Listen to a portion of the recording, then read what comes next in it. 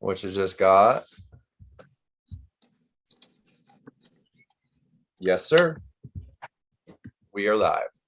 All right, we are live. Welcome, everyone, to the Arm Wrestling Showcase number 8. Everyone knows the host, Kane Fontecchio with Alpha Empire, and I'm the co-host, Josh Edwards, with Nowhere to Run Arm Wrestling. Today, we have a very special guest with us. We have Chris Collins, the Vice President of the Ultimate Arm Wrestling League and longtime referee, many years in the sport. 8 years of those, he's been a master referee. Chris, how you doing today? I'm good. And you guys self? Good, man. Good. Good. Great to have you, Chris. Thanks for coming on. Yeah, thanks for having me. Well, so I'd love to know, I mean, I'm sure we all would love to know a little bit more about you, your background. So for starters, how old are you? Where are you from? So I'll be turning 40 here Monday. So I'm from Central California, probably hour and a half south of Sacramento. Yeah, I've been freaking stuck in Central California all my life. Yeah, you say it like that, stuck in Central California. Yeah, well, that's interesting because you've been a lot of places, Chris, yeah. doing what you do. Yeah. Would you, when you say stuck, does that mean there's other places you think that would be better to be? Or Oh yeah, there'd be a lot of different states I'd rather live, but I mean, we're fully established over here and stuff, so I just ride it out until I retire and then think about that later. Gotcha. Okay. What, I'm just curious, what state speaks to you the most? Montana, right off the get-go. We got some buddies over there. Chuck Young's over there. A couple other buddies that we went and visited, and yeah, I fell in love with that state from the second I've been over there. Wyoming, another one, but it's kind of desolate, so it'd be a tough one over there. Yeah, Montana right off the bat. Cool. Is that the infamous Chuck Young? Yeah, that's okay. Oh, wow. That's awesome. Yeah, I was just watching that Gary Roberts video the other day. It was titled "You Can't Pin This Arm," the whole thing with him and Luke and you guys. Yeah, it was awesome. Yeah, that was pretty classic. Well, do you know about that, Kane? No, I don't. Yeah. Yeah, Well, Chuck Young came out of nowhere, and he had hit up Bill, and he was like, "Hey, man, like nobody can pin me, you know this." I do know. Yeah. On TV, right? Right. Yeah. And who was it that someone beat him, right? Luke. It was Luke. Okay. Yeah, Luke Kent. Yeah, I haven't seen that in like 2 or 3 years. I was still new, very fresh, new to the sport. So collecting all that in. But yeah, whatever happened to that guy? Is he still pulling? Is he still around? Yeah, Chuck's still around. He's still pulling. He's doing more. I think he's doing more of the local stuff, to be honest. I haven't talked to him in quite a while. But, I think he's sticking more towards around the Montana area. Okay. Yeah, I don't think I've ever been. Yeah, I've never been through Montana. But so you like that those open territories? Oh yeah, hunting and stuff like that. Absolutely, yeah. Cool. Well, how about a little bit before we get into when you started reffing? How about a little bit of family history in the sport? Okay, so I mean, I was born into this. My dad's been, he's been pulling before I was even born. So I mean, right off the get-go, I was, born into this. So it's just been part of my life forever, So yeah, and then I really wasn't into it first, and then I started getting a little bit older, started arm wrestling a little bit, and then kind of started to grow on me a little bit, and then I tried the whole reffing thing, and then it kind of took off from there. Cool. You said you arm wrestled a little bit. Did you ever take it far at all? Yeah, I mean, I got out of the amateurs, and I'm an open puller, but I mean, as far as like like taking it to that next big time level. No, I mean, I like to lift weights too much, and you guys know as well as I do, when you freaking arm wrestle, you can't touch a damn weight. For me, it was 2 months with that stupid toothache in my damn arm, and Right. I don't enjoy that at all. So Right. I mean, I still do. I probably haven't pulled in over a year or something like that, but I'll still put my arm on the table from time to time if we have enough refs to cover me to do That's that. what's up. That's Yeah. awesome. So wait, I've never seen you arm wrestle, but Josh, would you agree? Okay, I'm gonna guess that Chris is more of a hooker. Would you agree with that or disagree? Before Chris tells us. I have no clue. Am I right, Chris? No. I'm not. You're a top roller. Yeah. Oh, okay. No, Okay. I've never been a hooker before. I mean, the only time I'll hook is if somebody beats me off the go and gets me in a hook. I mean, then I don't know. Anything can happen at that. I got no faith in it, but you know, I know I got power there. But Okay. yeah, top puller by is my move. That top sort of high hook, I guess you would call it. Okay. Yeah. Yeah. Yeah. It's a fun range to pull. Yeah.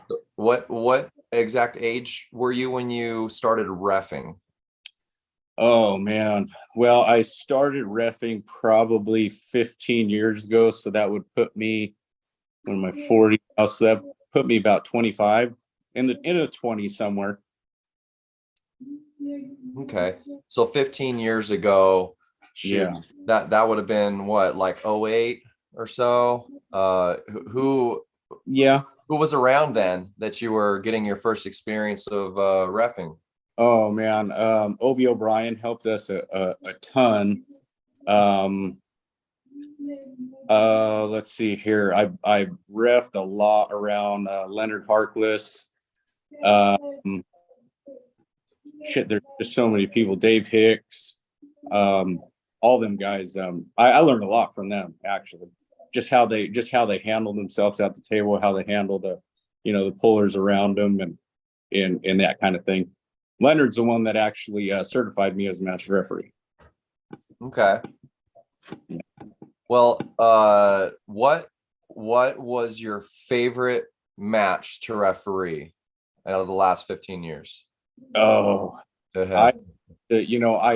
I love reffing Kenny Hughes. That he was by far my favorite because he had a style that I've never seen anybody even come close with. He'd just come up to the table and just do some absolutely off the wall weird ass shit that I'm like, it's just tough to watch and to set up right, because he comes a couple times, he just comes like he's under the table with his arm freaking way in the air, like, bro, how you gonna win anything like that? And he just freaking walked the dog on people. It's absolutely insane. So I'd have to say it's Kenny. I like Ref and Luke a lot. I like Ref and Boskin a lot. Yeah, there's just a ton of people out there that I like reffing. So what is it that stands out with these people that you like? It's more of a style thing? You're almost like from a spectator standpoint and an arm wrestler, or? Yeah, absolutely. Yeah, I just it's more of a style thing, anymore. Just how they say, I guess you would say, it's crazy because most of the top guys, most of the guys who, you see them show up, you're like, oh shit, okay, he showed up.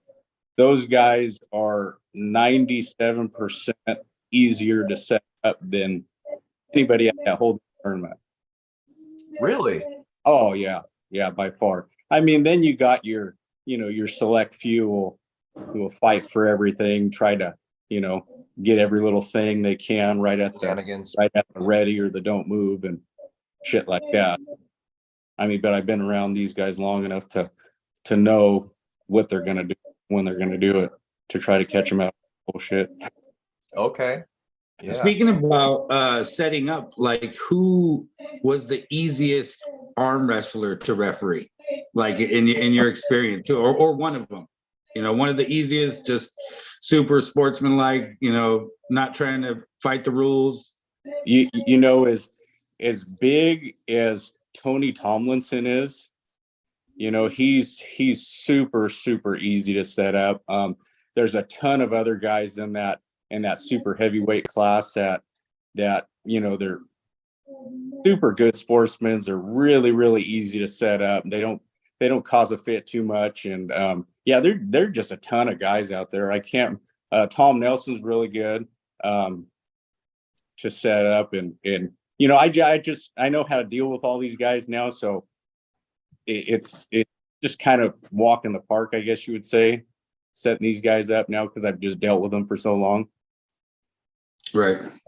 But I will say these out-of-state pullers are a lot easier to deal with than the California boys.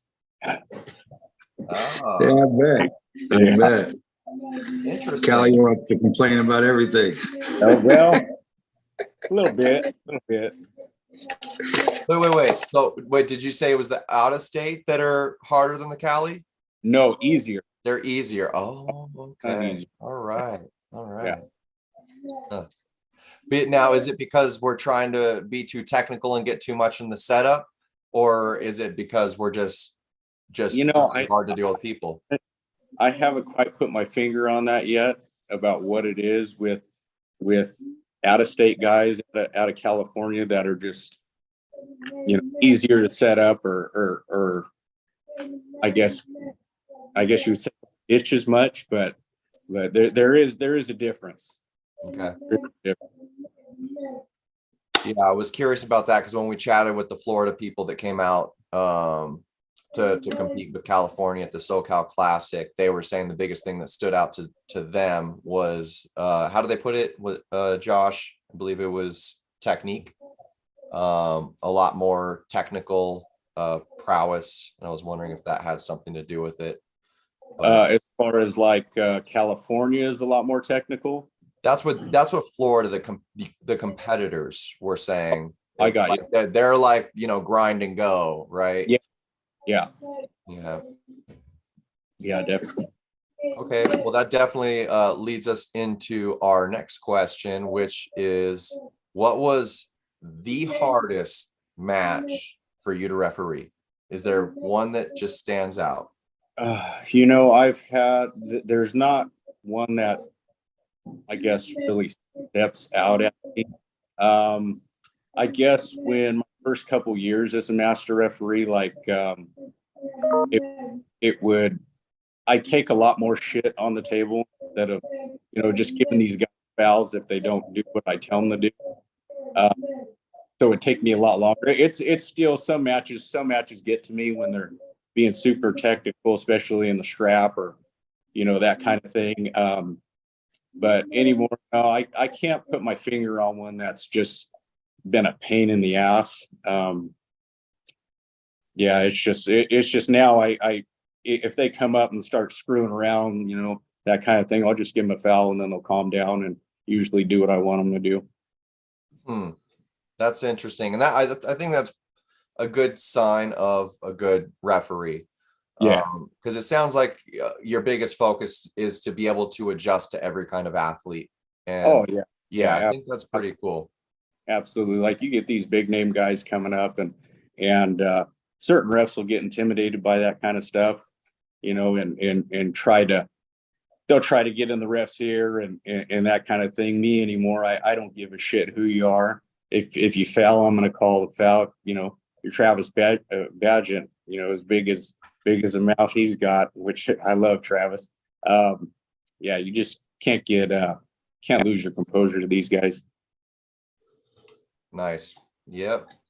Yeah, I don't know how you do it. If I got to ref any of the matches that you ref, I would just like get lost watching, be like, whoa. And like 10 elbow fouls would like fly right by just because I'd be like, yeah. No, I have a very short attention span. Like I'm that little league kid out in the outfield that be paying attention, chasing butterflies and shit. So I got to try to hone as much as I can. And we got our tournaments that, we got to go super strict with. Any little elbow hops we got to call. And then we got our tournaments that, you see two badasses come up to the table. You want to see them pull instead of losing on elbow fouls. So we tend to let the little shit go, little elbow hops and stuff go. We tend to get a better interaction. I don't know if interaction is the right word to say here, but it goes over a lot well, except for those people lose it and it's on film and then they start bitching about that. And you're like, okay, bro, well, I could have called you guys a loss, 10 different fouls ago, but people want to see you pull. They don't want to see you lose on fouls. So it's kind of give or a take, give or take. You're going to get hated no matter which way you go. Got to have that thick skin. Definitely. Yeah. And I'd say the first large event that I competed in was UAL. Mm-hmm. And still to this point, I'd have to say that UAL is it is the biggest out of any of them. There's been cool productions.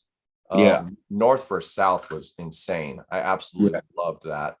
But can you give us a little background on UAL? When did that start?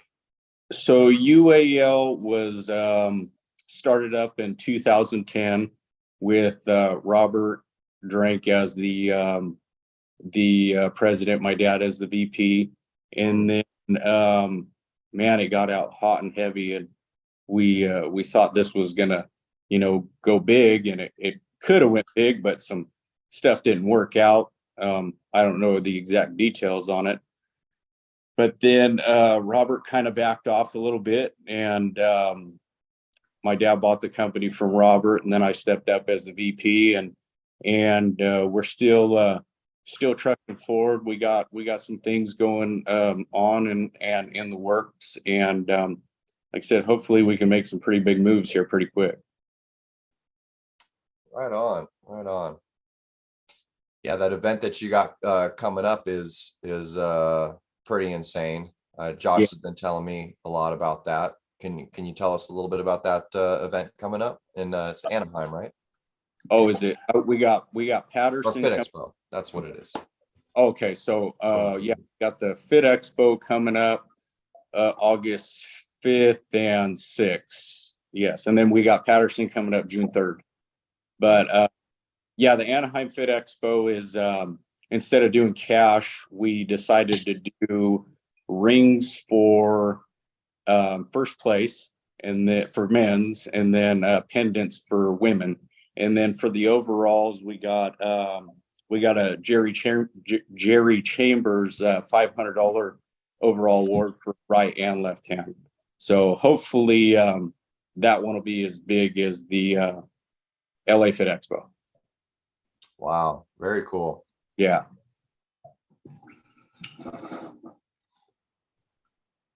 So one thing that Josh and I were curious about is with UAL, what is like the craziest thing to ever happen? The craziest thing to ever happen, I mean, I don't know about thing to happen. I think it was UAL. It was either UAL 6 or UAL 8 where we gave away that Mustang. That tournament was absolutely freaking insane. Wow. I think we had 6 or 8 tables going at one time. It was just a freaking madhouse. That was a badass tournament. That was the best one I've been to. What year was that, you said? Oh, I can't. I think it was UAL 6 or UAL 8, one of the two. I can't remember the year right hand. Probably 2016-ish. Yeah, somewhere around. Yeah, okay. Probably.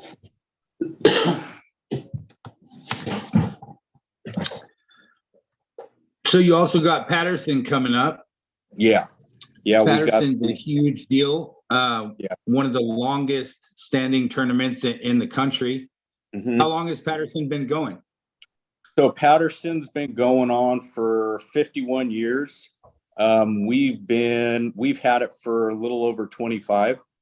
It's been under NAP, and then when we did the UAL thing, we slowly converted to the UAL for Patterson. And as of last year was the first year where we had it as the Kenny Hughes Memorial Tournament. So and every year now we're gonna do that as a memorial tournament for Kenny. Okay. Speaking of the memorial tournament, that's one of the questions that I had. What is the memorial award that they're talking about? So the award this year is it's a set of arms, laser cut. I think it's out of stainless steel metal. So it's going to be a pretty badass award. Last year it was a statue of an eagle, I believe. So this year it's going to be laser cut arms out of stainless steel, I believe. Yeah. Wow. Okay. That sounds pretty cool.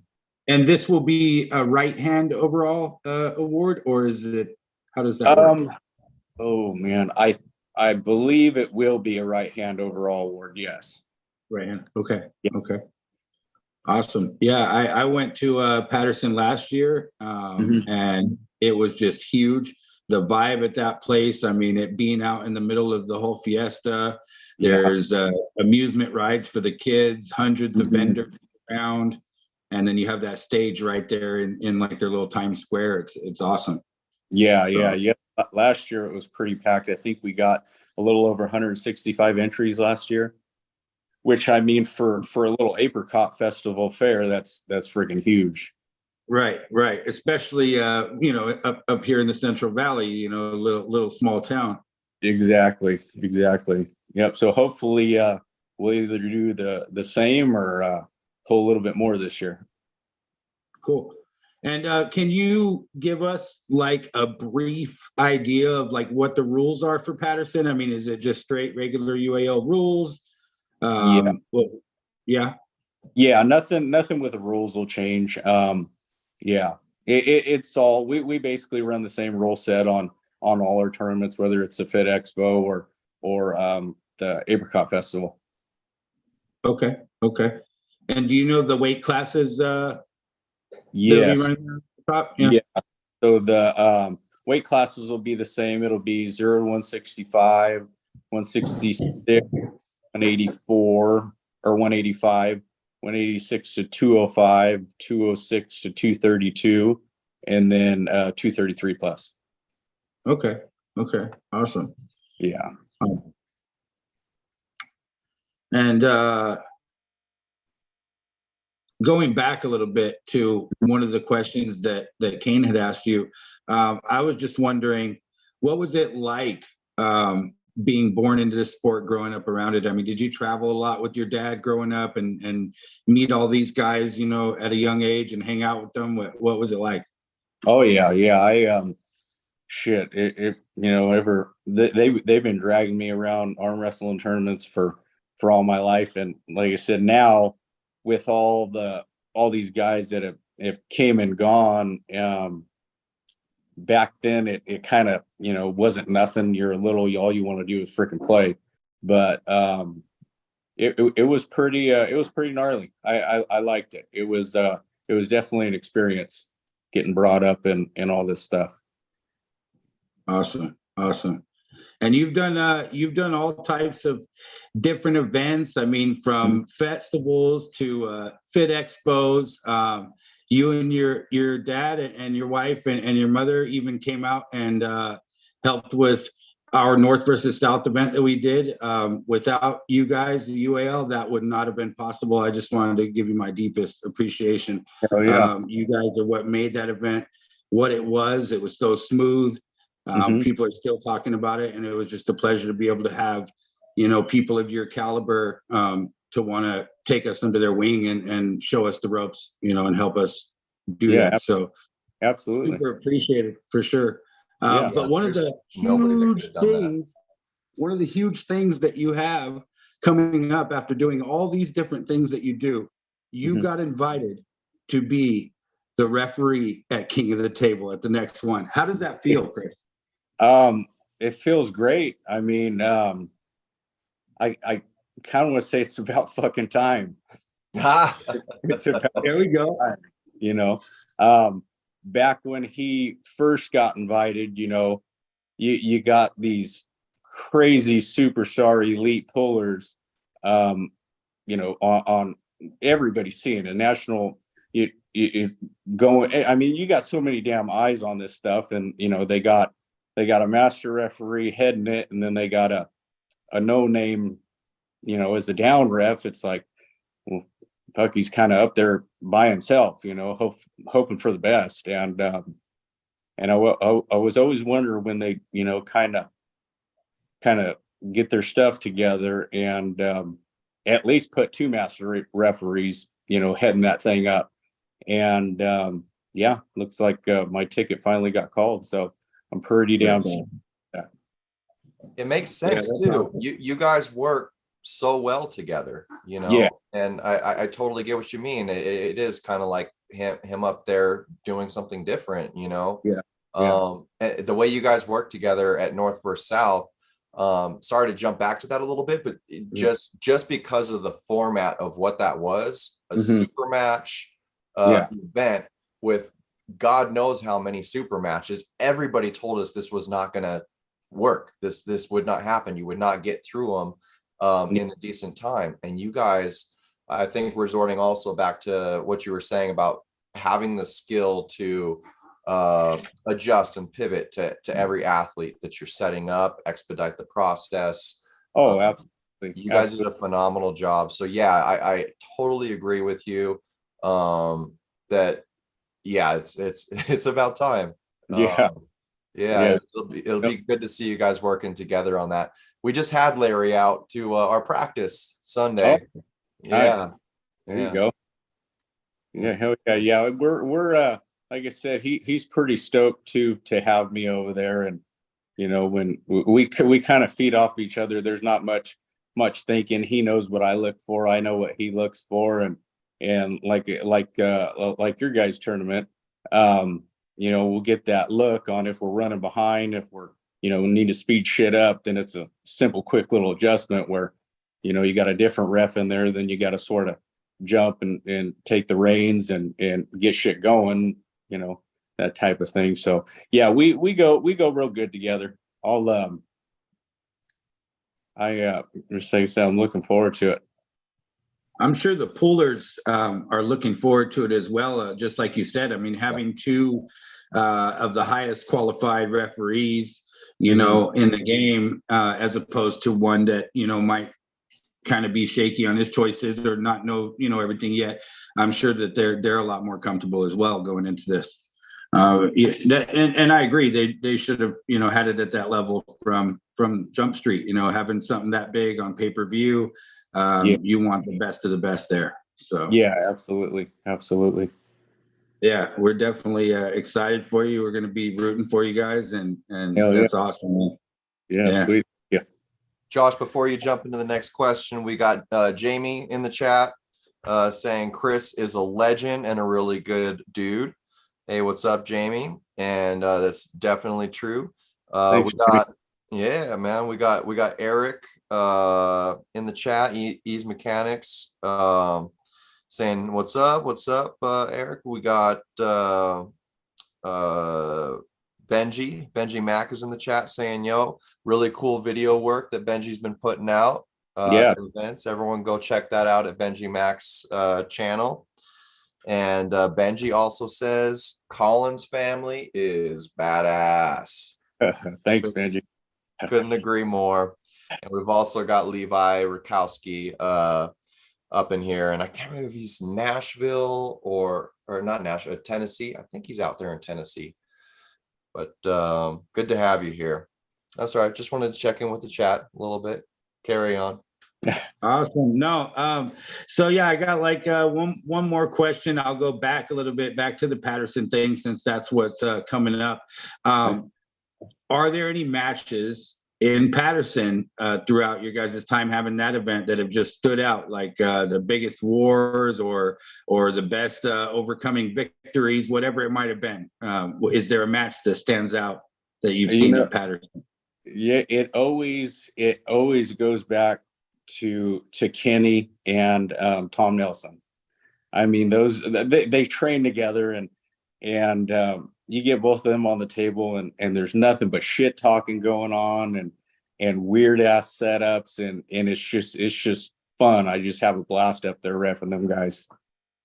Last year we had a really good match between I think it was for the overall, actually, between Tom Nelson and Jody Smith. That was a barn burner. That was a good one. Yeah, that was a really good event last year. I mean, some things that really blew people's mind, watching Dave Owens and his match with Anderson Oliveira. And then Aaron being able to come in and clean it up at the end and win that overall, at 165 pounds. I mean, it was impressive to watch. Super exciting tournament. Really awesome. Can't wait for this one this year, June 3rd, Patterson, Apricot Fiesta, UAL. Everybody needs to check it out. If you haven't checked it out, you definitely got to get your team together, come up. This is one of those tournaments in California that is definitely worth going to. I've been to all of them. I've been to every single one, and this is definitely one of my favorites. People got to get out there and check it out. You will have a blast. Like I said, it's not just arm wrestling going on. There's a whole fiesta going on, parade, vendors, all kinds of food, fun all day. It's a nice spot. Everybody enjoy it. Beer booths too, since I know everybody loves their beer. Yeah, for sure. Do you hear that? Southern California athletes, get up there. They got a beer booth. Yeah. Yeah, well, we need to get everybody over there. Yeah, definitely. Yeah, I wish I was going. My wife, she's very pregnant right now. Yeah, I really wanted to. I had almost set up arrangements with Don Mormon to crash over there and do this thing, but we'll have to put it off till next year. But happy to be promoting for it, and everyone get to this event. Patterson is the longest event, standing event, didn't you say? Correct. Yeah. Mm-hmm. Yeah, it's insane. 51 years. Jeez. Yeah, it definitely is. It has history. Mm-hmm. And same thing, they have the right people running it. So when you go up there, you're going to a nice tournament. It's not your hole in the wall Chinese food place. Yeah. It's a nice tournament. It's really nice. So definitely recommend everybody get out there. That's about the majority of the questions that I think I had for that. Chris, do you have anything that you want to add as far as like what's coming up or anything like that you want to touch on? We got, just like you said, we got June 3rd, the Apricot Fest, August 5th and 6th. We got the Fit Expo in Anaheim. Make it out. They're going to be good. Awesome. And everybody on here, if you're not following the UAL on Facebook, go on there and follow them. They always have all their flyers posted for all their events coming up. They stream a lot of their tournaments. You can watch the videos, go back and watch them. Awesome footage, great people. This is what you see right here. These are the guys that are doing it for the community of the sport that we love. And they definitely give, so much back to this arm wrestling. So thank you, Chris, so much. Oh, yeah. We really appreciate you. Definitely can't wait to see you soon. We will see you up there at the Patterson Apricot Festival, man. Yeah, definitely. Thanks for having me, guys. Appreciate it. Absolute pleasure. Right, pleasure. Thank you, Chris. All right. See you guys. Yeah. So I believe we've got this could be Martin coming on. I think Martin, looks like you're just trying to connect your audio. I'll send you a little deal to start your video. It should be up there near the mute button. I got to get somebody on here real quick. Definitely. Somebody to talk about this Sonora. Yes. Yeah, Martin had a pretty good showing there. I want to hear his perspective. I want to get Don on here too. It's the first time I haven't been able to get a hold of him. But while we're waiting for whoever this is to get on here, just want to let everyone know to go check out Larry Wheels' channel too. He just put a video out of our practice on Sunday with Alpha Empire. It was a huge practice. We had Mega Mike pulling with them, a lot of cool footage. So yeah, hop on over to Larry Wheels' channel and check that out. What's up, Martin? Can you hear me? Yeah. All right, still working out his audio. That's all right. I think I'm getting there. Hold on. Oh, you're coming through clear. I'm coming through. Okay, hold on. All these things from Zoom. I've never been on Zoom, so hold on. Okay. Maybe. You're solid, man.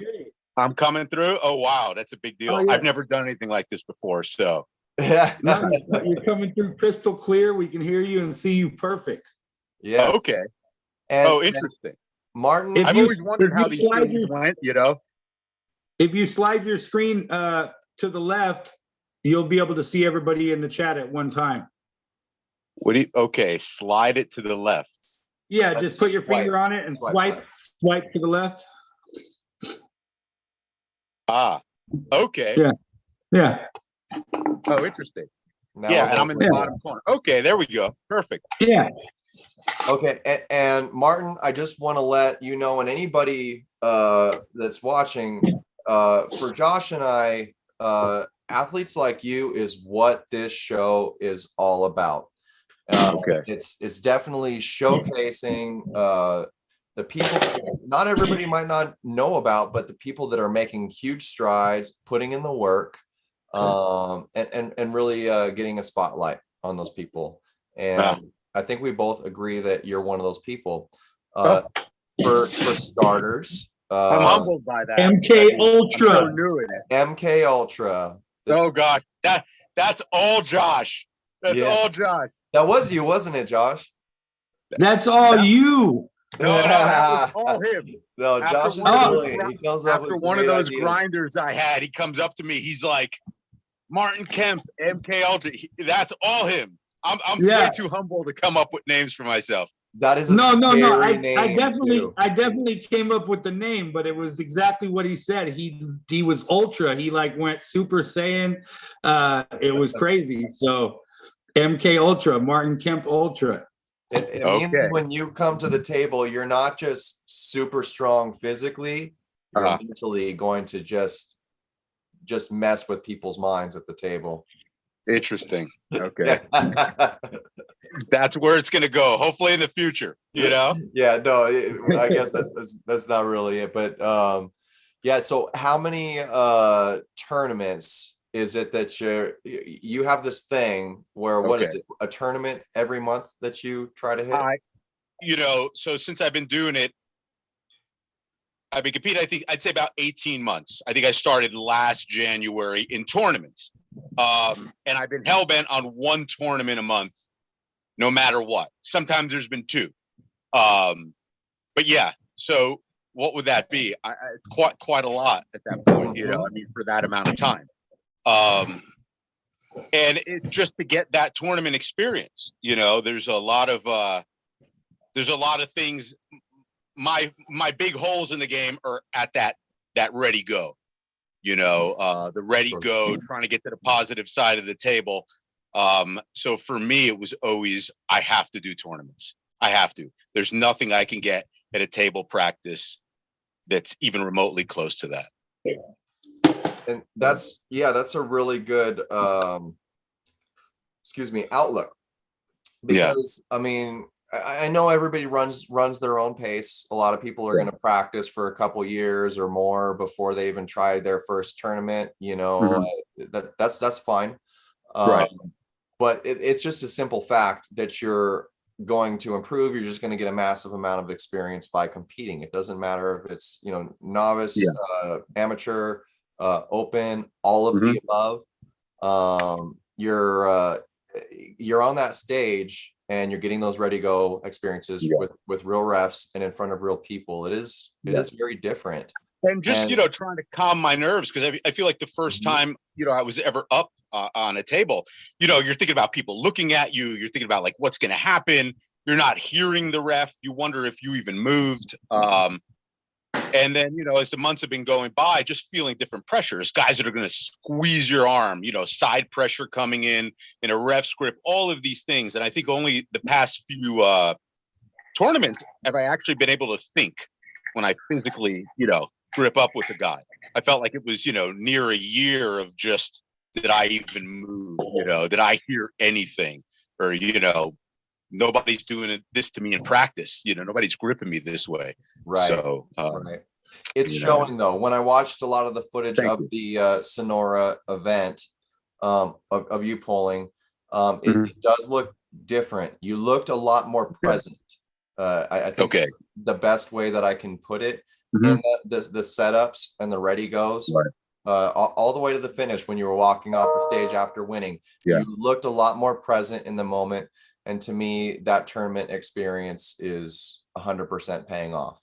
Yeah, like I said, it's huge. And then, it was also that mindset of like, if I just wait every few, 3-4 months, and a lot of people take that mindset, like I'll get better in practice, I'll get stronger. And then, in 2-3 months, I'll do this tournament. But for me, it's like, you still never know who you're going against. The guy could just be way better and you just get crushed. And it's like, okay, well, that was 12, 16 weeks. And, am I going to wait another 16 weeks for that? 2 weeks ago when I did that SoCal, I felt like I had a good day. I didn't have a great placing, took third, but things connected. And I had been thinking about going up to Sonora, to Jody's tournament, the game room. And I immediately was like, no, I have to try to capitalize on that feeling that I'm having and just immediately go. And in 2 weeks, I'm going to go again and one after that. But even my performance this week, it was really good that I did go. Absolutely. It was the right decision. It was amazing. It was such a good performance. The look I had on two matches his that were not videoed. No, I know. They were the best matches of my life. They were they went a minute or longer. They were incredible, and I'm just so bummed. But I'm not one to give people my phone and camera and just be like, oh, film this. But of course, that's when they happened. Sure. Yeah. I felt so terrible. I didn't record those, man. Oh, it's not on you at all. I'm just grateful that I have something from your phone. Yeah, I think we all have those. And the only important thing is that and that's exactly even more special right for that reason. But I have seen you in some grinders recently, especially out there in Florida. Oh yeah. Right? Yeah.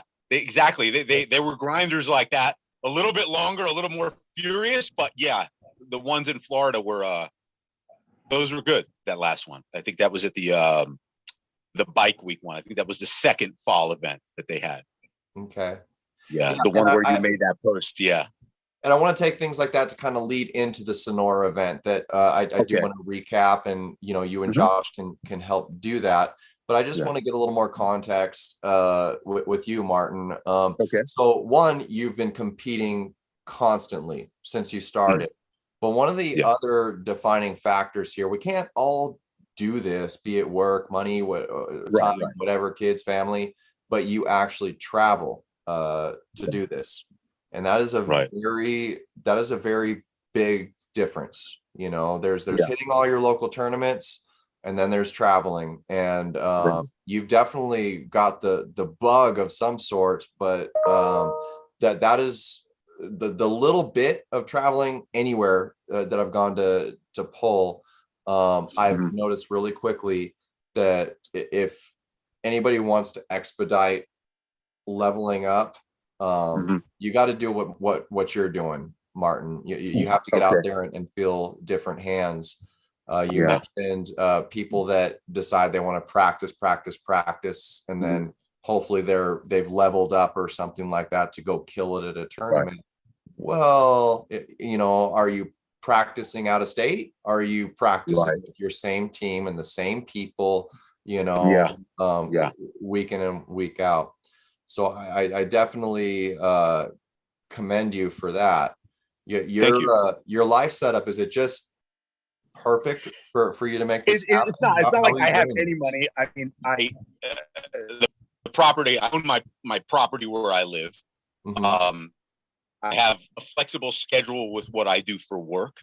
And then I had a lot of airline mileage that I was able to use, and I still have that I've collected. So I didn't get out to Florida as much as I wanted to, but I will again. But I make it work. You know, I try to make it work, even if it's just going in for a day or two. You know, I'm just, you know, it's not like I've been all over the country, but in the area, you know, around us, I mean, obviously Nevada, I've been to Utah multiple times, Salt Lake City, Brazilian Classic, Stuckey Farms, Arizona. So I'll definitely hit anything in the state around us. And then this year, obviously, I started with the Florida thing, which seemed exciting, you know, and I had been to Florida quite a bit in the past and practiced with teams there over the past year. And then I think when I saw Fall with Brandon and Chance pop up, I was like, well, it could be a cool use of my mileage. And it looks like they have some good stuff going on, which they did. They had fantastic events in Florida they have going on, you know. And then to get back to something you were saying, it's interesting. Yeah, you go to a totally different area and guys just pull differently, not like hugely different, but even in the winter, I had went up to New England to visit family, and I practiced with Badger Drews and Granite Arms out of New Hampshire. Mm. And I think that's where Rob Vision trains. But it was interesting. Like everybody had a certain kind of top roll that I never felt before, you know. And even if certain guys couldn't do anything else, they could nail this top roll. And I assume it just came handed down from Badger over the years and the way he teaches them. But yeah, you feel these different pressures going to different places, you know. Yeah, I'm interested in that. Is it more of a low, like in the hand top roll? Like what makes it different up there? To me, what I felt, it just felt a lot of side pressure top roll. So I don't know if that would be more of like a kind of old school Cobra Rhodes, you know. There's a big cup, a lot of side pressure, and as it's coming, you feel like you're really getting thrown out of your shoulder line immediately. And that's just what I felt. I just felt like they were really good. And it was less diagonal. It felt like it was just going straight across the pad. It was just something I never felt. Like I grew up with like a really young guy and he just blew me over. Kid must have been 15 years old. But yeah, very that's all I could say about that. But to this day, it's stuck in my head, you know. And I feel like if I go out there this Christmas, I definitely would like to spend more time with Badger and trying to, you know, get an idea of exactly what it is he's doing there with that. Cool. Yeah. If there was any place that, I'd love to go everywhere, but I think the next on my list in terms of traveling that I want to really capitalize on is areas like Texas and Arkansas. Just because there's so many small surrounding states around there. If something is going on in the northern parts of Texas or Arkansas, you're going to get everybody. You're going to get the Florida people out, probably. Yeah, you're going to get the people up from Ohio. And just such a great that a lot in the South, especially, you know, like the Mississippi, the Alabama, Louisiana, Lake Charles. They're just Carolina, you know, all the way, like you said, to Hot Springs with Michael Todd. I know Michael Todd's got a state tournament this weekend, you know, which I'd love to go to, but that's obviously way too far. But yeah, that whole area is swamped with competition. A ton of tournaments, you know. Definitely. Yeah, that is a great area. Great area for that. And an area I'd love to try to pull, you know, to just because it just seems so hardcore, you know. And I could only imagine at the last fall event, I think there was a guy from Alabama and a kid from Georgia, and they were just beasts, you know, and just made me think like those are probably really intense tournaments to go to, you know. Yeah. A lot of nice people out there too. Yeah. I like the breed of people out there. Strong. Yeah. A lot of hand strong people, but I didn't really meet any bad apples out in that end of town. And they really love the arm wrestling. The first fall event at Sarah Bachman Oliva's and Mikey Oliva's gym. It was north of Tampa, kind of like in the armpit of Florida. But man, there were so many people that showed up, family, friends of all the pullers, and people stayed all the way to the end. It was like people just wanted to watch arm wrestling, you know, and the competitors stayed. You didn't have people like, oh, after their class, they left or the family left. It was amazing seeing hundreds of people there, you know, at 11 in the morning and hundreds of people there still at 7 at night. So yeah, it's different, just a different mindset, you know? Yeah. Makes sense. Well, but before we lead into the Sonora event, which maybe you can kind of lead us into, Josh, first, let's just check in with the chat here. Oh, wait, I'm way behind. So Reflective Perspective is asking if you're going to Vegas. Are you going to Vegas, Martin? Yeah, absolutely. So I'm going to do, this week is off, Patterson, Vegas, and then Jody's having Tuolumne, I think the week or 2 weeks after that. So this will be a lot this month. This one must be like 3 in a month. But yeah, definitely doing Vegas. I did Vegas last year and got destroyed. You know, I mean, it was so new to me, but it'll be really cool. Are you going to Tuolumne as well? Yeah. Oh, dude, this fuck. Listen, Martin, I'm sorry. I just have to say this, man. You probably will too, though. Oh, of course I am. Of course. The list that you just said is exactly my list. Exactly what I'm doing. And then in July 15th, I'll be at Arizona State. So yeah, and then August 5th, I'll be in Anaheim. Yeah. This same schedule.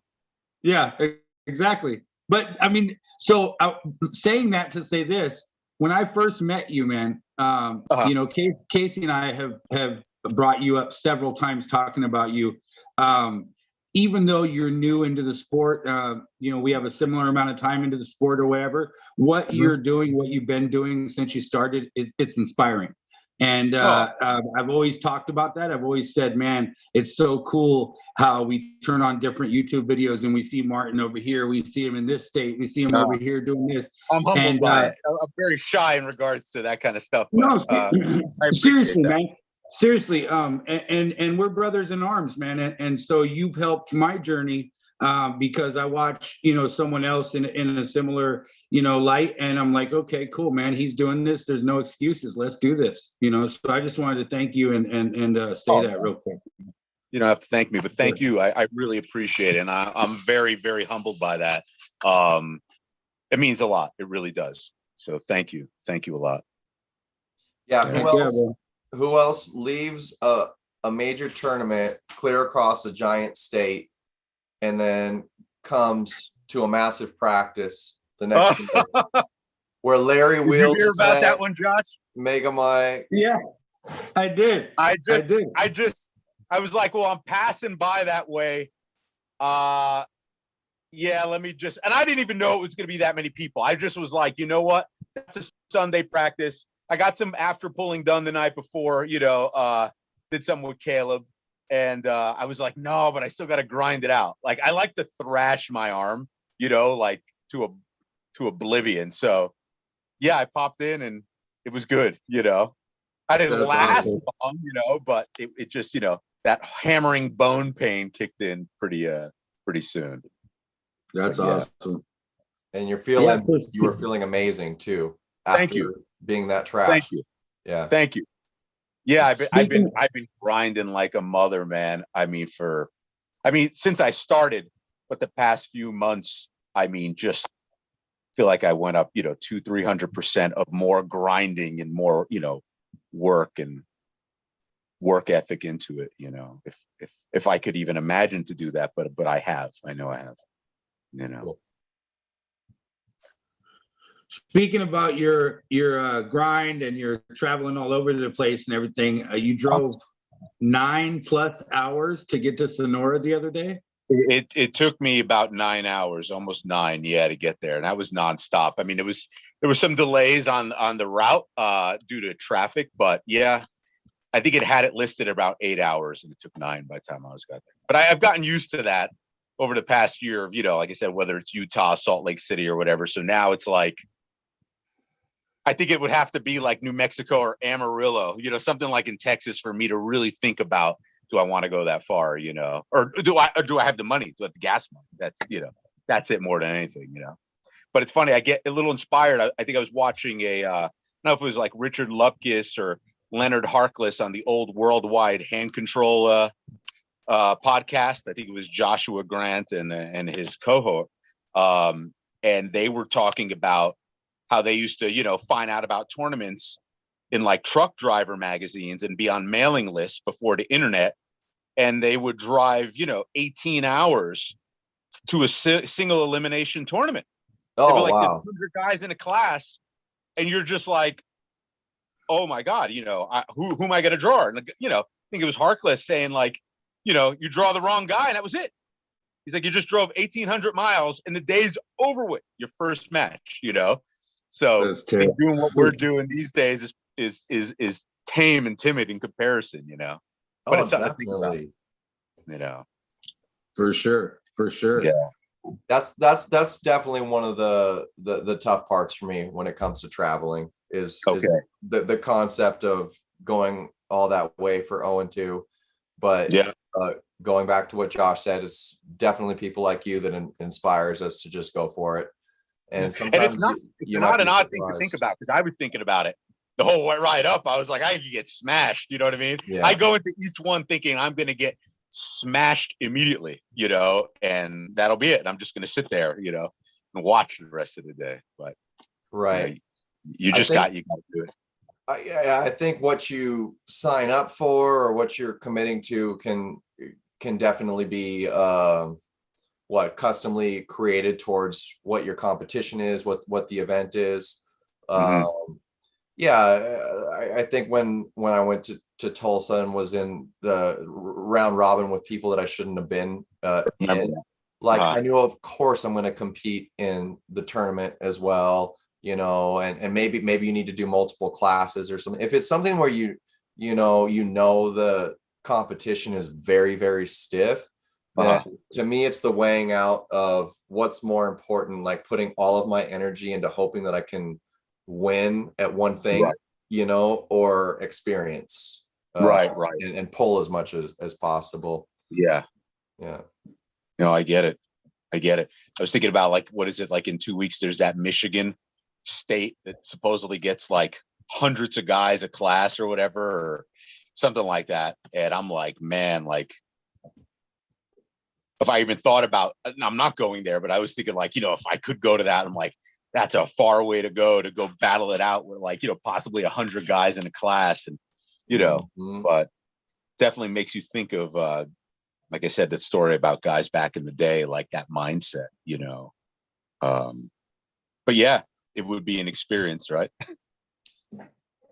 Could you imagine having to go through 25 guys just to medal?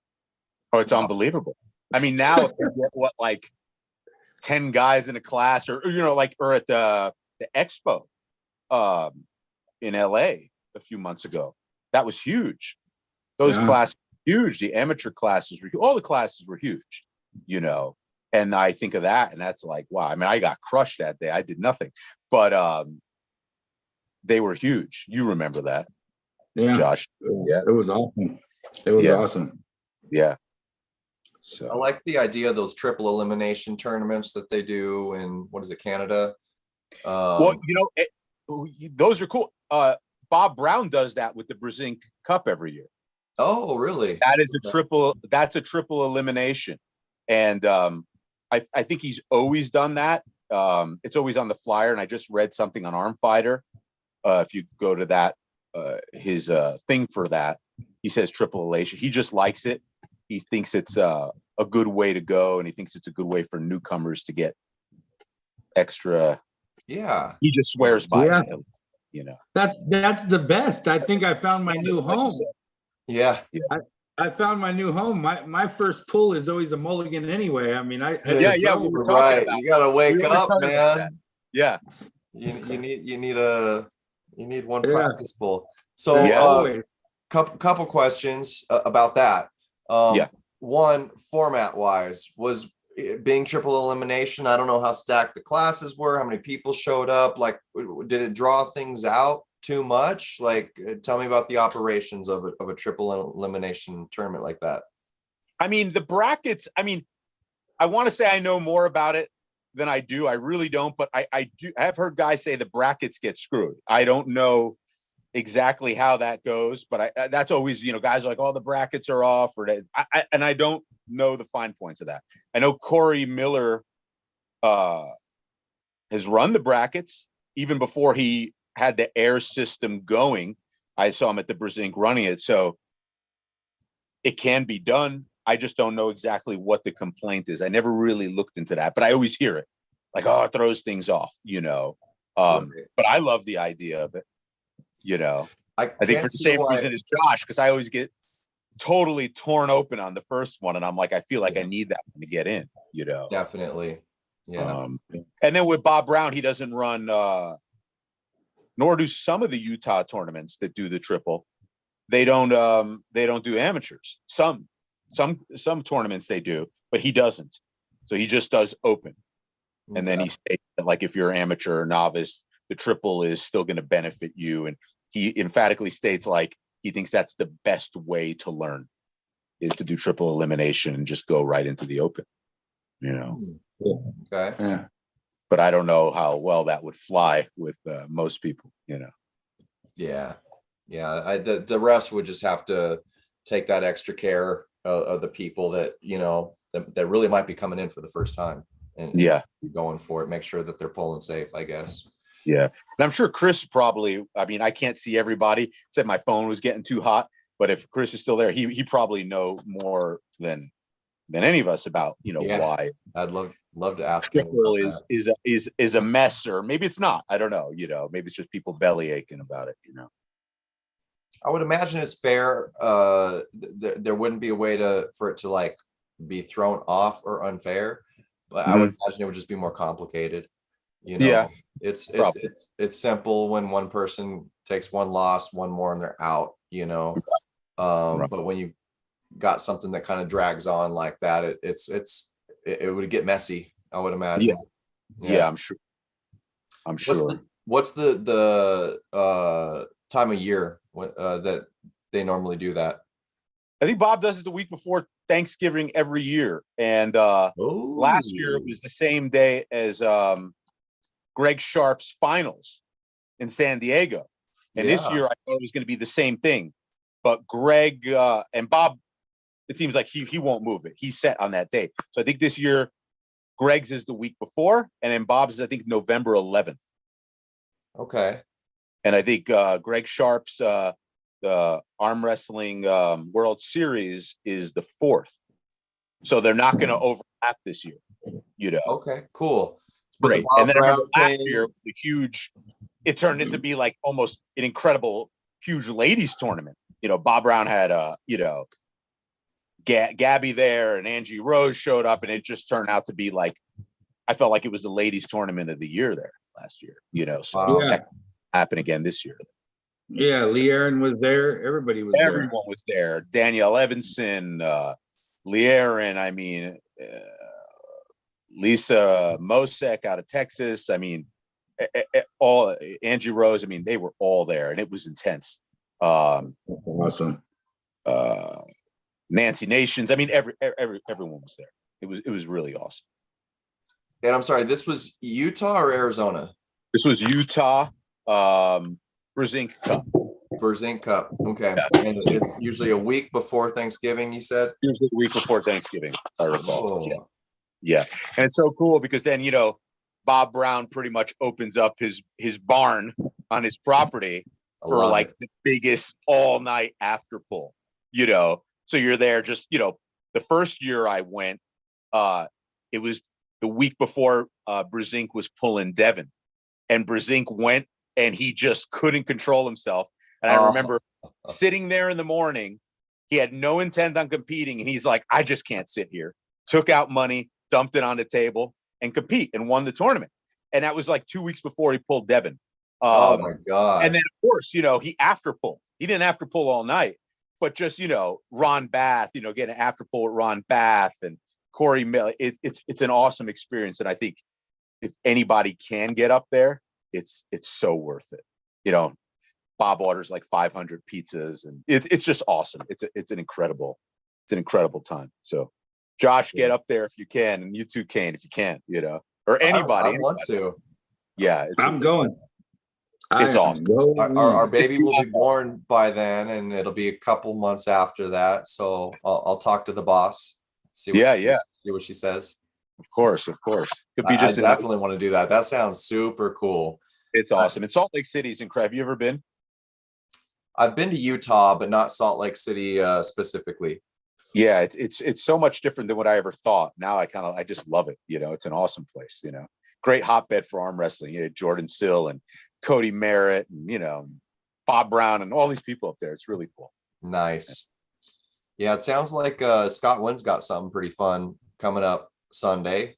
Oh yeah, I saw that a day or two ago. It's like a fundraiser barbecue practice in LA or somewhere out there. Okay. Yeah, they might have some interesting things going on there because it sounds like there's going to be trophies for something too. I'm not quite sure what's going on there, but I know we're going to try and make it out for that. I've thought about it. I've definitely thought about it. So I just looked at the post a few times, and sometimes I'll just wondering to see if is anybody else going. I want to go, but sometimes you could feel a little uncomfortable if you don't know anybody. Or yeah. Sure. Yeah, we'll sure talk. I think it's going to be a good turnout. I think it's likely that I'm going. Are you really? It's pretty likely. I mean, yeah. So I have that same mentality that you're talking about, Martin. Like my practice is the tournaments and the events. Yeah. Like I will go to as many of them as possible, and I love Scott.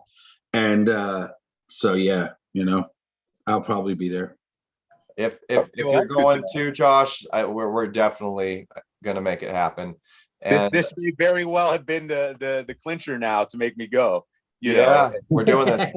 It's like I find myself in LA like once a month anyway for some reasons, and it's always on a weekend, so it's really not odd to go. And I should. It's easy because up in the valley too, I believe. Yeah. Hidden Hills or Mission Hills or one of those hills, West Hills. Yeah, I think Mission Hills or something like that. And that'll be nice. So we won't be in the downtown area. It's much easier breezy. And Josh, bring your guitar, Josh. Oh, for sure. For sure. We got to get to jamming. We missed out on that at the party house for North West South. I was jamming out there, bro. Like I played for a little bit for Benji and them, and I was after I had too much bourbon or what? Yeah, you had some bourbon for sure. You had some bourbon. Yeah. I didn't know you were a guitar guy, Josh. Interesting. Yeah, so I mean I've been playing since I was 12. Right? Okay. So I was pretty serious. When I was a teenager, I had like a little band and we traveled all around the West Coast, and I really liked it, but guitar is like super important to me. So it was hard to do the band thing because like my mind was like 35 years before all the guys my age as far as music. Right. So like I was way more in touch with classical stuff and older stuff. And the guys my age wanted to like scream into the microphone and make noise, and which is okay. But I just I was on a different vibe at that time. So I ended up going solo after that. Like by the time I was like 17, I went solo and just started playing by myself. And now I have 4 children and stuff, so I have guitars that hang on the walls and stuff like that. But my daughter plays. She's going to be 16. She plays guitar, piano, violin, really well.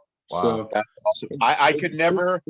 I played piano growing up and trumpet, but I could never get the feel of a guitar. It anytime I grab one, it makes me insane. The only thing to 2 Christmases ago, a nephew of mine wanted to give me a banjo, and he handed me his banjo, and that I liked. I don't know, for some reason the banjo felt right to me, but maybe I'll get around to that one day. Well, the It's funny because I've banjo's, had what? I'm sorry, King.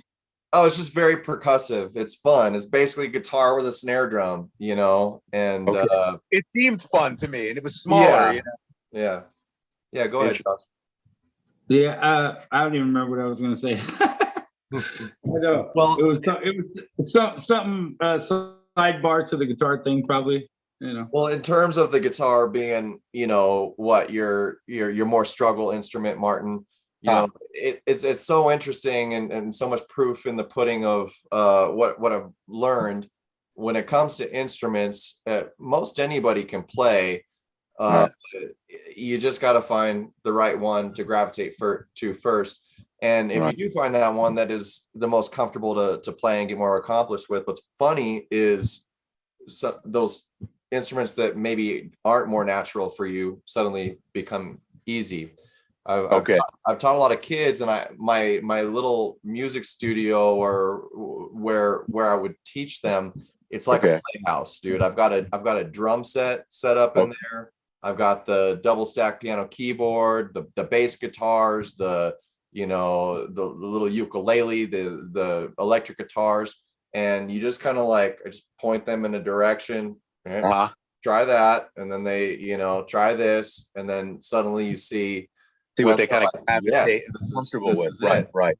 Yeah, definitely. Your guitar was my piano, but that was actually the first instrument I was exposed to, but it was always just like so weird and foreign to me. Right. Whereas the guitar ended up being a lot more natural, but it wasn't until really diving into the guitar that jumping back into the piano, things started to make a little bit more sense. Interesting. I could totally see freaking trumpet, dude. Like, yeah, that's gnarly.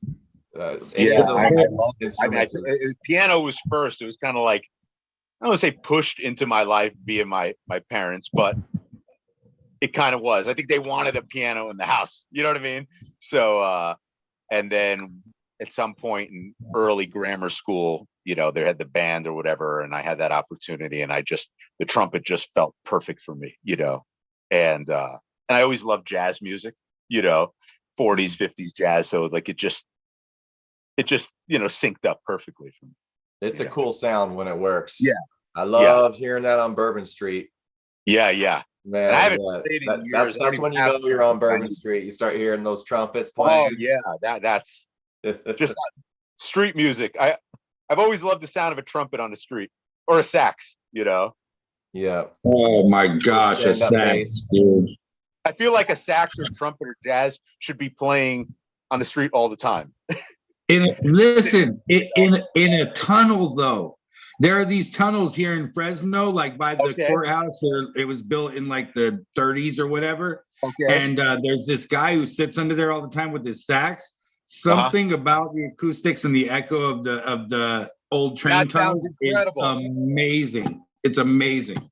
That's funny because I took a diversion into downtown Fresno like 2 days ago on the way back. I actually love downtown Fresno. I love the old feel about it. I know a lot of it's abandoned, but I drove around the courthouse and looked at all the big sculptures and the street art and all that.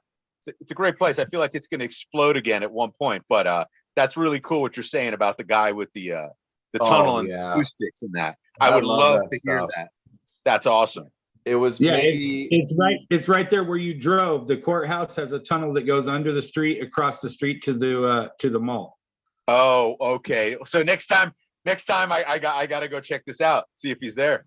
Does he like busk for money out there? Or? Yeah. He's a busker. But he's literally been there for the last 10 years, no problem. And he's there. Killing it. Oh yeah, he's there Monday through Friday. He has a little apartment in the old Sears building down there. Everybody knows him. Yeah, everybody knows him. He must be really good if he's doing well in one location. That's the tough part with busking is, you know, you're usually in transit for people like leaving work or, you know, going to work, and they hear your same music every day that they're going or passing by. So you got to be really good if it keeps interest. That's one of the tough dynamics of busking, is usually you need to take your show on the road in front of new faces. I never thought of it that way. That's interesting.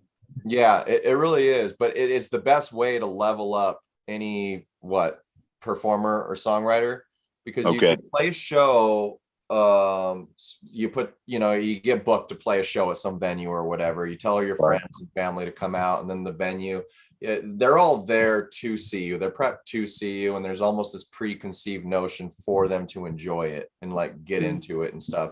And it makes shit way too easy on the performer or the artist. But busking, you know, you got to plant yourself somewhere where people are like getting off the train to come home from work. They don't care about you. They don't they just want to go home from work. They want to get home. And your job is to stop them, from walking and be like, what's this? Or I like this. And even more, I'm going to give you some money.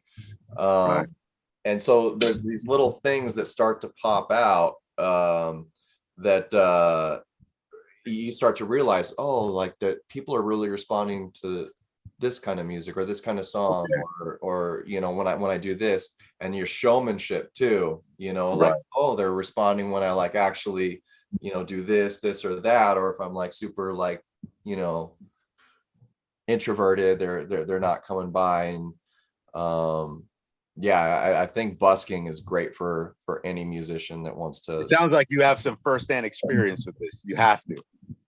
Josh, you did a little bit of performing like that too, didn't you, Josh? Yeah, of course. And to be honest, when I was 12, 13, 14, I was always riding the trolley in San Diego down to San Ysidro to the border, and would go over there and I would follow around the mariachis. And that's like where I literally first had guitars in my hand, because I would bug them all the time, and they would see me all the time. And then finally it got to the point where they're like, here, this is how you play La Bamba. And that is so cool. Yeah. So that's like really, you know, it started there. But yeah, I've definitely done a lot of street performing, if you want to call it that, Santa Cruz, different places like that. We used to call it spanging. Spanging? Yeah. Huh? Interesting. That's what they called it. And there's a lot more of that up there in the Bay Area too. Yeah. Yeah, definitely. Yeah, good times for sure. There was this person, we went dancing like a few months ago at a club behind a bowling alley, and I remember coming out to the car for something, and I hear this accordion, and this busker was like, I normally don't like accordion. It usually makes me think of like polka and stuff like that. Right. But what this person was, he was ripping some really cool covers. And he was like maybe clear across a gigantic parking lot, at least 100 yards away. And it's just like that tunnel you were talking about. It just resonated through the whole thing. And he was just so different. It was awesome. We were at Venice recently, and there was another person that really impressed me. They had their little Street Cube amp, and they had their electric guitar laid down like a lap guitar, but it wasn't a lap guitar. It was just regular guitar. Mm-hmm. And he was doing that the violin bow thing, like what's his name from Led Zeppelin does. Robert Page? Yeah, Page. Yeah. Page. Yeah. Jimmy Page. Yeah. Jimmy Page. Yeah. Yeah. So he would run, you know, he would but he also had the looper deal. Okay. So yeah, he would get a little thing going, and then he would start doing this, and he was playing Creep by Radio. Oh, wow. It was so cool. Oh yeah. Gave that guy money for sure. He was and really great voice too. but it's nice to see that sometimes, you know. Yeah. Oh man. Wow, we really Sonora kinda, like got off on the music there, huh? It's okay. Yeah, Sonora was. We added some it's good extra culture conversation. to the arm wrestling discussion. Right. But Right. before Sonora Sunday at Scott wins. Uh-huh. So are you gonna bring the trumpet, dude? Me? Martin? I don't. Martin, Sadly, I don't have the trumpet anymore. you don't have the trumpet? No, I have to get one. Can you play the Years harmonica? ago, I got a I harmonica. can't remember why. Not a few years ago, maybe like 7 years ago. I remember selling it in a move or something. I don't know what I was thinking, you know. I feel like I've sold trumpets maybe one too many times in my life. I don't know. Maybe it's cars. But yeah, I remember selling the trumpet. What about the harmonica? I had harmonicas as a kid, but I never learned how to play it. I would just, you know, make noise with it. All right. I'll bring a harmonica and we'll Okay. figure out. I mean, harmonica, trumpet, it's the same. It'll all work. Definitely Right. not the same. Definitely not the same. Definitely not the same.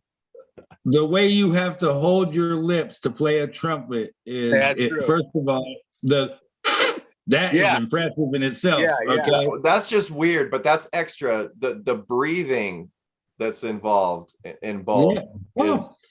is very You want to talk about breathing? How about a didgeridoo? Oh, I owned one of those. I owned one of those like 10 years Did you ago. really? And Oh, I bought it. I was living on Venice Beach, and there was a guy selling them. And I remember, you know, I bought it, and I wanted to get good at it, and it ended up collecting dust in the corner. It looked cool though. It looked cool in the apartment, you know. Did you Oh. ever get it good at it? No, No. it just seemed really hard, incredibly hard. It's I've got definitely a hard. theremin somewhere. I could bring that. Have you ever A played a theremin? theremin? What is What is a that? theremin? I feel like I know that word, but what is it? I'm sure you've seen it. It's a little electrical box with an antenna, and then you Uh-huh. can literally just use your hands and body around it to manipulate sounds and like tweak it out. Wow, that Yeah, sounds Wow. fascinating. yeah, I know it does. That's pretty cool. yeah. It is trippy for sure. Bring that on Sunday. Yeah. Okay. You're All like right. Kane's a maniac. Okay. So, Martin, what were the Yeah. highlights at Sonora for you? I mean, with other pullers, with the event in general, what were the highlights for you? I have to think. I'm very unaware of a lot of the Northern California pullers. So like I'm bad names, you know. I mean, Yeah. obviously Caleb is always gonna pop up because obviously he's a no-cal guy, but I'm so aware of him. And it's like I always put Caleb up there, you know, and his matches, you know, he's it's always dynamic, he's always exciting. I feel like I'm always just trying to like visually pick his brain and watch him, you know, and what he's doing. Jody Smith, you know, himself, watching him pull, just how powerful he is, you know, almost just toying with guys, you know, like almost like teaching them as he's pulling them, you know. That's what it seemed like. Did you see that, Josh? I think in one of his heavyweight matches, felt like he was just It is he exactly almost like what putting he on a did. clinic as He put on a as he clinic. used to go. He sat there and he literally, I don't want to take anything from anybody else and step on it, you know, but what I gathered from it as a onlooker was that he let that match go into the worst spot. Yeah. Stayed there, smiled, and slowly just worked right out of that spot and went right over and set him down to bed, tucked him in. It was one of those, you know. But yeah, it was very impressive. I mean, it goes to show like the levels. I mean, Jody was, you know, number one on right and left hand in his weight for the last, you know, couple years, and he just barely, you know, got that took from Carl endos, but he's that level, man. He's right there. He's definitely the top, couple guys in the state for sure. And then, coming to think of it now, just a couple guys that I've seen, I think on social media that are from NorCal that I've either friended on, Facebook or maybe saw a few other times during the year. Guys like Santino, Chris Avalos had some grinders. I know, I feel like he had said he wasn't too happy, about his performance, but he had some grinders. Aaron Blevins, I believe that's his name. Another gentleman I've seen, I think in person over the year or, on Nick Postel's, videos of a lot of the NorCal guys. So there were some familiar faces of guys that I had seen, but really didn't get to meet. So I got to meet them and, got to pick some brains. But that was cool for me to watch these guys pull, so, I'm just a big fan of it, at all of the levels, it's kind of like sometimes I'm the most intrigued with like local state guys or regional guys, it's not always those, the guys that we all know about, so those were highlights in a specific way for me, just watching those guys grind it out, win or lose, regardless, the intensity or just getting to see them do it in person, What about what about your favorite part of the whole event? I mean, you left it out. What's that? Yours truly. I was pulled. Yeah, you did incredible. No, and it's interesting because remember I told you, I there was that one. I was just, you needed that one. You needed to get blown open, and then you just started coming alive immediately. Yeah, it's weird. It's really weird how that works. We were talking about that, and then I watched it happen, and then that was it. And then you caught your lock, and then then the grind started kicking in. It's weird because I think we're very similar in that aspect. We start slow, and then we have a really nasty sticking point. The guy thinks they can get it, and it's right before you can get it, and then it's like, oh, whoa, what happened? I feel like that's always the case for me. It's like either I get totally blown over or I catch it somewhere and then put myself through hell holding it and then, get through it. And usually the one I get destroyed immediately, which makes me really desperate. Like I came all the way here and I'm done pretty soon. I was hitting a lot like at the end of last year, even the beginning of this year, I was like really trying to focus on my initial hit and all that, but I was picking up a lot more fouls. Not that I don't want to focus on my hit, but after working with the arm benders so much, they got me focusing more on, letting like a Tai Chi style of arm wrestling. I love to keep saying that, but using their energy against them. And so instead of me trying to initiate all the time, and if you hit a wall, you're going to separate. Instead of that, the more force that they have pushing sideways into my loose hand, I can come right over the top of them and use their force against them. And that's what I've been trying to focus on more. So on the initial, sometimes on the go, I kind of might let that slack just because I'm waiting for, a certain move. Like I want to try to catch it that way. And if I initiate first, I might not get all the way into the groove, as opposed to them giving me their hand. Yeah. I like the whole Tai Chi thing there. Definitely. Tai Chi whole Taoist kind of feel, just kind of going with it or being like water or just absorbing it. Yeah. No, I get it. Like if they're throwing a football at you super fast and you tuck in with the catch, you're absorbing, a lot of that impact. So I was thinking about that when you were saying earlier, Martin, that you either catch or get blown open. And I was curious if both of you guys during most of those circumstances hold on and load up. I know you do a lot, Martin, right? I just, it's weird. I did this weekend and I wasn't able to in Florida because in Florida with the amateurs, they default to a ref script for all amateurs. Oh yeah, that changes everything. To Yeah. make things go faster. And then they did do that at the SoCal last week because it was the same guys running it, Brandon and Chance. But this week I was able to load.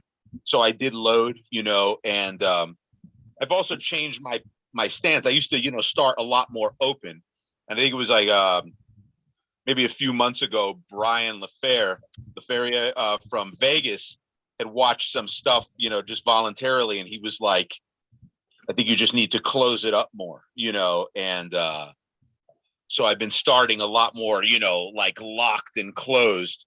Not so much with back pressure, but I definitely instigated it more, and it's allowing me to feel more comfortable. I'm not saying I'll stay with that, but right now, Right. or if I do get blown open, I'm able to still kind of keep that angle and kind of secure the cup and the lock without being fully, my arm being fully extended. So for right now, it's helping, a lot. Yeah, I find that can help at least with a good percentage of people, especially if you're hand strong. But yeah, I had some veterans of the sport kind of lead me on a path, I'd say a year ago of working a little more control, I guess, off of the start, and really just dominating, attempting to dominate and lock everything from the setup. And that's more, maybe I need to get better at it, but that's when you said that, it made me think of my experience the last year. It's oftentimes been that way.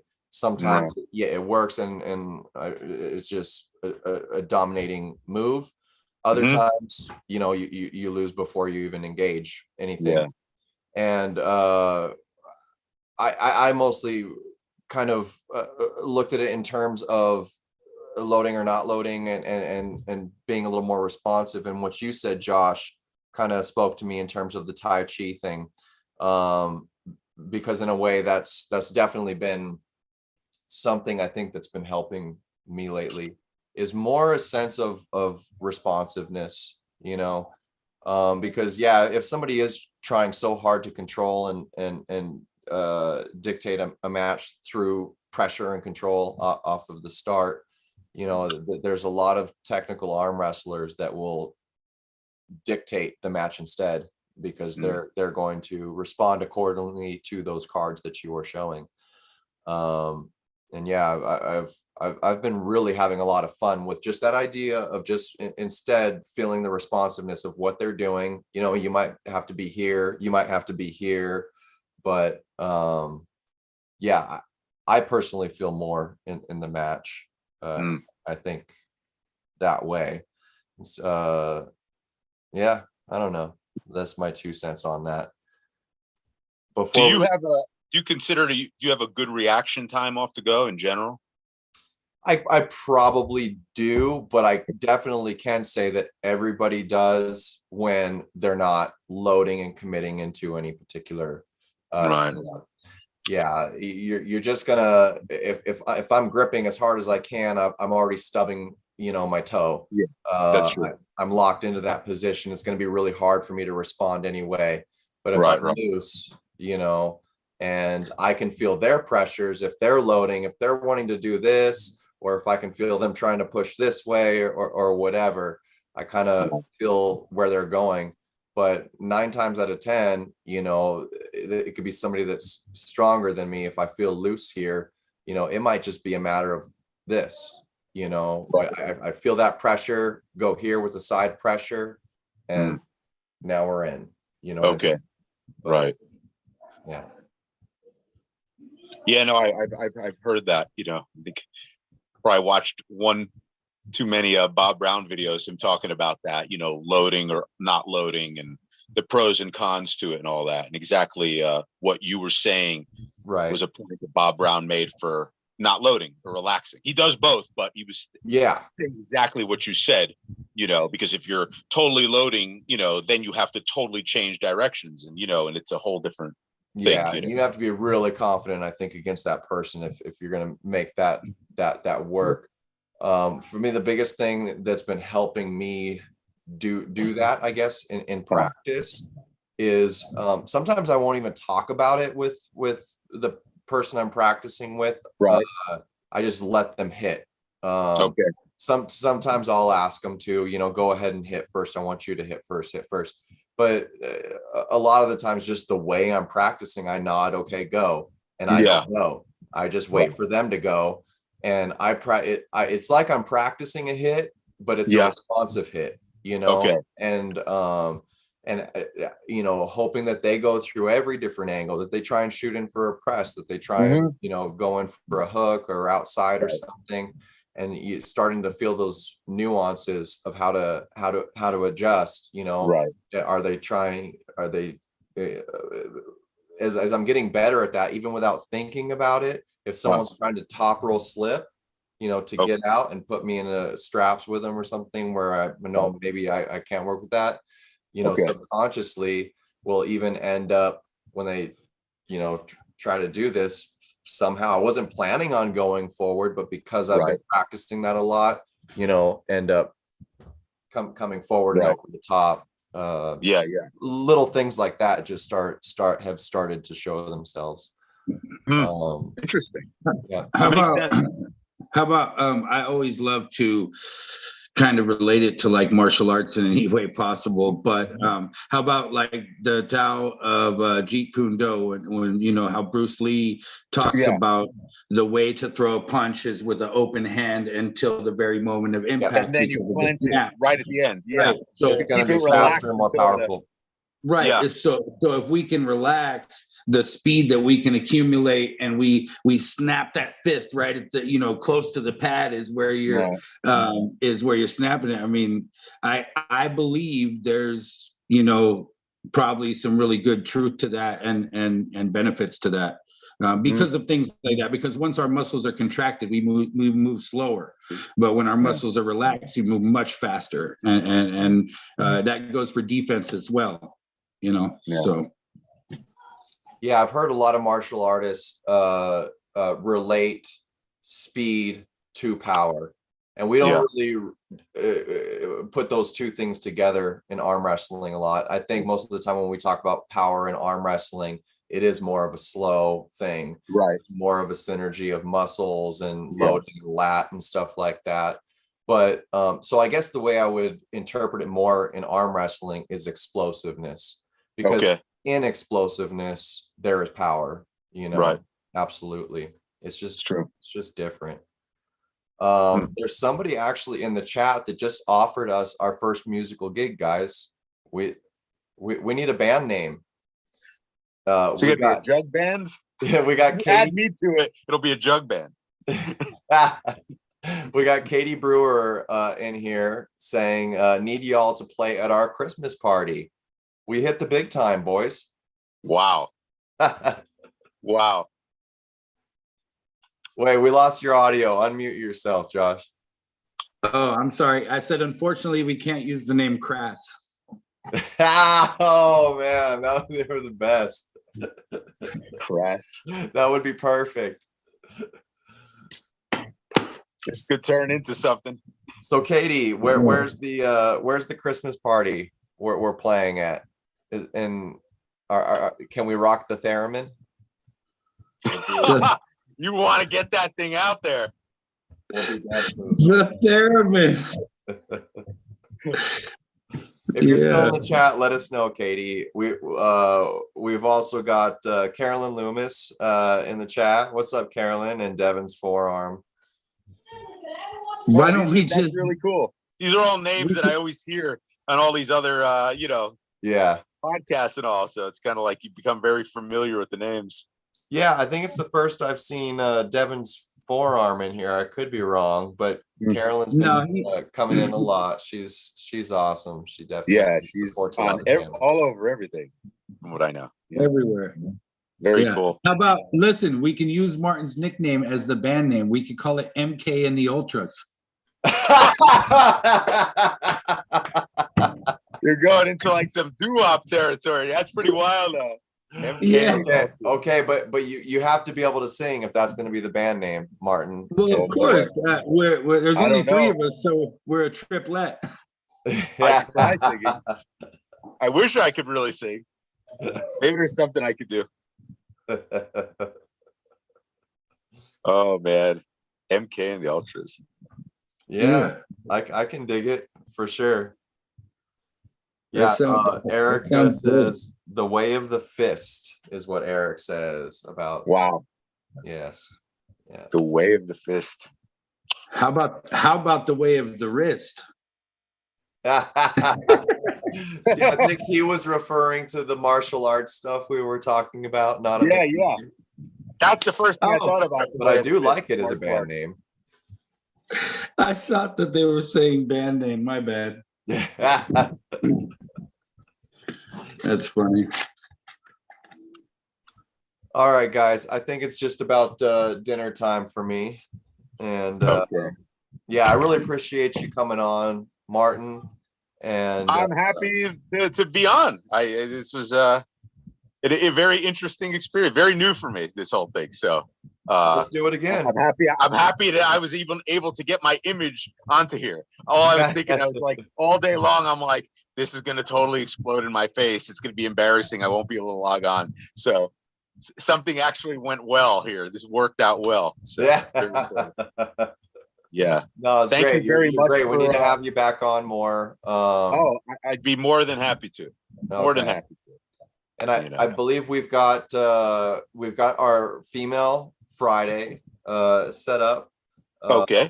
Yeah, we're doing the first Friday of every month. First Friday of every month, we're doing female Fridays. And That's cool. Blanca Vega has been helping me source some women for that. And we do have sounds like we've got a surprise confirmed for that. Oh, really? Yeah, cool. So stay tuned for the first Friday of the month, female Fridays. Okay. I think you guys are really going to want to tune in for this one. And yeah, thank you guys so much. Thank you, Chris Collins, for coming on.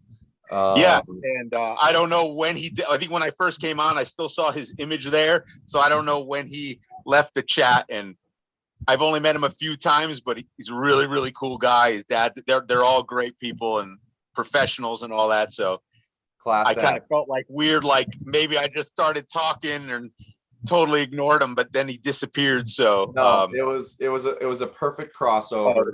Oh, okay. If he does watch this again or anything, or you guys give him my regards. He's an awesome dude, even though he doesn't personally know me, but I've seen him around.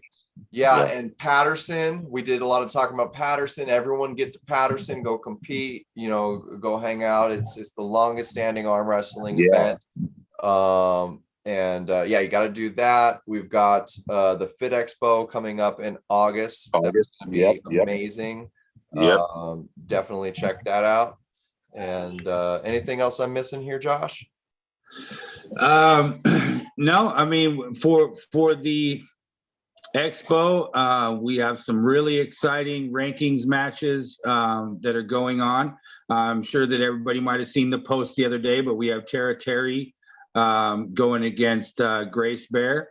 I just saw that today. The first time I was flipping through real fast and I saw that. Okay. Right. So that'll be at the Anaheim Expo. That'll be part of the ranking super matches. We have Ryan Ballesteros having a rematch with Carl Gerke for the #1 spot, right-handed. Very good. We have Caleb Armbender going against Will Klingman.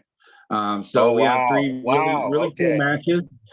Bill has a couple of matches besides that he's set up that are surprise matches. So people are definitely going to be pumped to see who is showing up for those other two super matches. It's going to be an awesome day. We're doing the team championship there as well. So everybody bring your teams out. There's going to be custom team awards. Also, there's, the $500 overall prize for right hand and left hand. There's a lot of things going on for that expo. People definitely got to get out there. Patterson, June 3rd, the expo, August 5th. UAL, get to their stuff. Yeah. Looks like they got big stuff coming. Very cool. Very good. Definitely. Yeah.